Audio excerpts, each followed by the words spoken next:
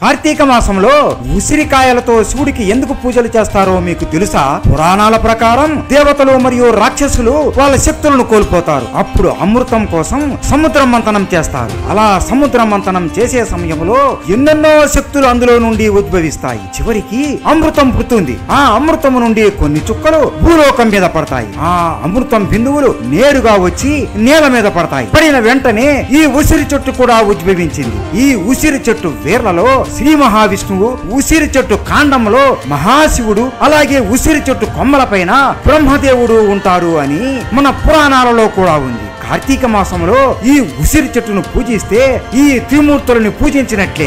ఈ ఉసిరి చెట్టు పళ్ళని పార్వతీదేవి మరియు సరస్వతీదేవి అలాగే లక్ష్మీదేవి తీసుకుని ఆ ఉసిరికాయలతో ఆవు నెయ్యిని కలిపి కార్తీక మాసంలో వాళ్ళ భర్తలు బాగుండాలి అని దీపాలు వెలిగించేవాళ్ళు. అలాగే ఆ దీపాల నుండి వచ్చే పరిమళం మన మనుషులని ప్రశాంతంగా ఉంచుతుంది. అలాగే ఈ ఉసిరికాయలని తింటే మనం ఆరోగ్యంగా ఉంటాం. ఆరోగ్యం అంటేనే మహాభాగ్యం కాబట్టి అందుకే పెద్దలు ఉసిరి చెట్టులో లక్ష్మీదేవి ఉంటుంది అని చెబుతారు. గ్రామాలలో ఉన్నవారు కూడా కార్తీక మాసంలో ఉసిరి చెట్టు కింద కూర్చుని భోజనాలు ఎందుకు చేస్తారు అంటే ఉసిరి చెట్టు కాయలు, కొమ్మలు, ఆకుల నుండి వచ్చే గాలి, అందులో ఉండే ఔషధ గుణాలు శరీరానికి ఆరోగ్యాన్ని అందిస్తాయి అని కుటుంబం అంతా ఒకే చోట చెట్టు కింద కూర్చొని భోజనాలు చేస్తారు. శివపార్వతులు కూడా వారి కుటుంబంతో కలిసి ఈ కార్తీక మాసం నాడు ఉసిరి చెట్టు కింద కూర్చొని భోజనాలు చేస్తారు. రాముడికి సీతాఫలం అంటే ఎంత ఇష్టమో మన శివుడికి కూడా ఈ ఉసిరికాయ అంటే